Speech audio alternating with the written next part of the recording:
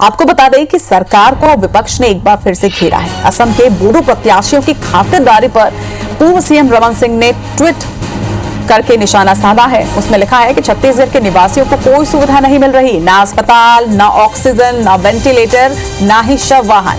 इधर असम के प्रत्याशियों को एसी रेस्ट हाउस, बकरा भात, चखना, शराब, लग्जरी गाड़ियां, संकट में भी असम के नेताओं के ऐशो आराम का इंतजाम है। तो साफ तौर पर इस ट्वीट के माध्यम से पूर्व सीएम रमन सिंह ने सीएम पर निशाना साधा है। उन्होंने भूपेश बघेल को टैग करते हुए लिखा है कि इस संकट के समय भी स्वास्थ्य सुविधाओं को छोड़कर असम के नेताओं के ऐशो आराम की व्यवस्था में लगे हैं, ये शर्मनाक है। तो साफ तौर पर ये निशाना साधा है। आपको बता दें कि असम में चुनाव हो चुके हैं और अब बस नतीजों का इंतजार है। मई में इसके नतीजे आने हैं, लेकिन इसके पहले असम के बोडोलैंड पीपल्स फ्रंट के कुछ नेता छत्तीसगढ़ पहुंचे हुए हैं और इसे लेकर अब साफ तौर पर पूर्व सीएम रमन सिंह ने सरकार पर निशाना साधा है। उन्होंने सीधे लिखा है कि छत्तीसगढ़ के निवासियों को ना अस्पताल, ना ऑक्सीजन, ना वेंटिलेटर, ना शव वाहन। ये ट्वीट भी आप देख रहे हैं कि किस तरह से उन्होंने सीधे निशाना साधा है और इसके आगे शर्मनाक भी लिखा है।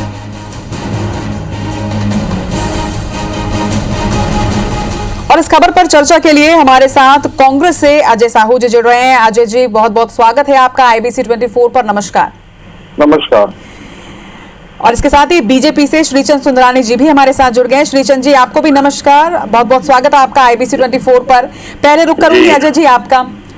ट्वीट तो आपने भी देख लिया होगा। पूर्व सीएम रमन सिंह ने साफ तौर पर कहा है कि भूपेश बघेल जी संकट के समय में भी स्वास्थ्य सुविधाओं को छोड़कर असम के नेताओं के ऐशो आराम की व्यवस्था में लगे हुए हैं। क्या कहना चाहेंगे? देखिए, आज विषय जो है वो संक्रमण काल से कैसे मिलजुल कर लड़ना है। संक्रमण का जो दौर छत्तीसगढ़ पर आया है, जो कोरोना का कहर छत्तीसगढ़ पर टूट रहा है, उससे कैसे निपटना है, इस दिशा में एक साथ मिलकर कैसे काम की जाए, इसकी आवश्यकता है। डॉक्टर रमन सिंह जी ऐसे विषम समय में बेतुके जो ट्वीट कर रहे हैं उस पर मुझे हंसी आती है। आज ही आपने सर्वदलीय बैठक की है, यहाँ पर लोगों की जाने जा रही है। सरकार लगातार कोविड-19 संक्रमण से लड़ने का प्रयास कर रही है। माननीय मुख्यमंत्री जी अपने हाथों पे कमान लिए हुए हैं। हम कोरोना केयर सेंटर बनाने की दिशा में काम कर रहे हैं। केंद्र से जो वेंटिलेटर आए हैं वो खराब पाए गए हैं, वो बन नहीं रहे हैं। रेमडेसिविर जो इंजेक्शन है उसके लिए लोग त्राही कर रहे हैं। डॉक्टर रमन सिंह जी इस तरफ ध्यान नहीं दे करके कौन सी बात कर रहे हैं, कौन से बोडो नेता की बात कर रहे हैं, समझ से परे है।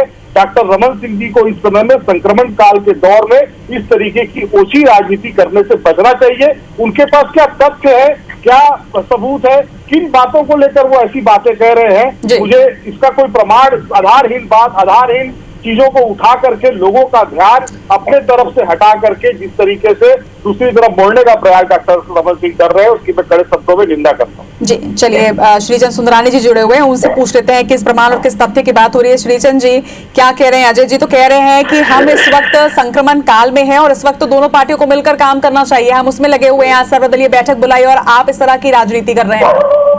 निश्चित रूप से संक्रमण काल है। संक्रमण काल में सरकार की पहली जिम्मेदारी हो जाती है कि यहाँ की जनता को बचाए, यहाँ के लोगों की जान की रक्षा करे, न कि बोडो के जो विधायक प्रत्याशी हैं जो चुनाव के बाद छत्तीसगढ़ सरकार उनकी आव भगत में लगी हुई है। वो कोविड के समय में बिना जांच करा के आए, उनकी कोई जांच नहीं की गई, उन्हें चित्रकूट भेज दिया गया।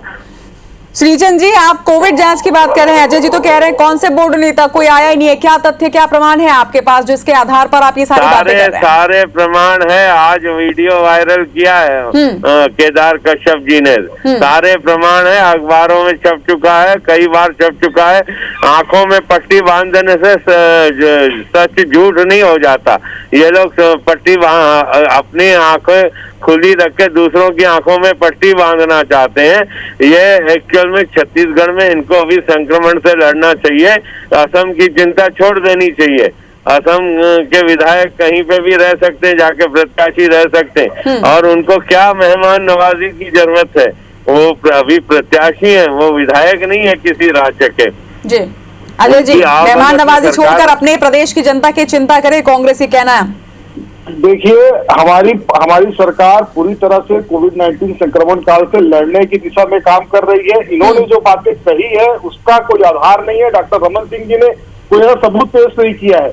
कुछ वीडियो वायरल करने की बात ये कह रहे हैं, तो वीडियो वायरल कर देना, उसके फैक्ट चेक भी करने होंगे, उसको भी पहले सुंदरानी जी कर लेते, उसके बाद सर्टिफिकेट देते। तो भारतीय जनता पार्टी लोगों का ध्यान भटकाने की दिशा में काम करने के लिए इस तरीके के ट्वीट कर रही है। इनको चाहिए कि पीएम केयर फंड से कम छत्तीसगढ़ को कुछ धनराशि दिलवाए, और जो बातें आज सर्वदलीय बैठक में हुई है क्रियान्वयन हो।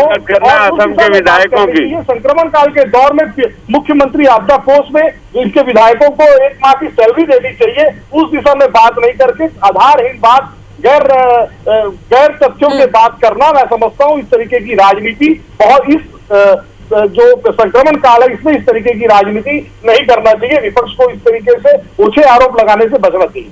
चलिए श्रीचंद जी, आपका कमेंट लूंगी इस बात पर। अजय जी ने तो साफ इनकार कर दिया है कि वो कोई प्रमाण नहीं है, आप आधारहीन बात कर रहे हैं। ये साफ इनकार करें, लेकिन ये सीधी बात है, असम के कुछ विधायक के प्रत्याशी छत्तीसगढ़ आए हुए हैं, राजधानी आए, बिना जांच के उनको बस्तर चित्रकूट भेज दिया गया, पर्यटन स्थल पे है, वे ऐशो आराम कर रहे हैं, शराब और मांस का उपयोग हो रहा है। ये सारी बातें केदार कश्यप जी ने वीडियो वायरल की है, निश्चित रूप से छत्तीसगढ़ में है। डॉक्टर रमन सिंह जी ने अगर झूठा ट्वीट किया है, केस करें उनके ऊपर।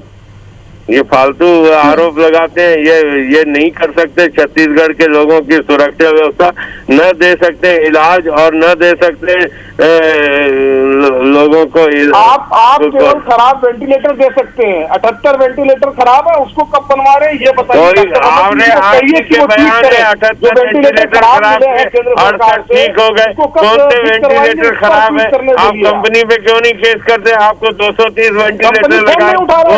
चलिए, ये तो मुद्दा ही दूसरा हो जाएगा। इस चर्चा पर आप दोनों का जुड़ने के लिए बहुत बहुत शुक्रिया, और इस बात से जरूर सहमत हूं मैं अजय साहू जी के कि जिस तरह से उन्होंने कहा कि दोनों ही पार्टियों को मिलकर इस संक्रमण काल में प्रदेश की जनता की चिंता करनी चाहिए। उम्मीद करती हूं कि आप दोनों की पार्टी भी इस पर सहमत होगी और सभी मिलजुल कर काम करेंगे।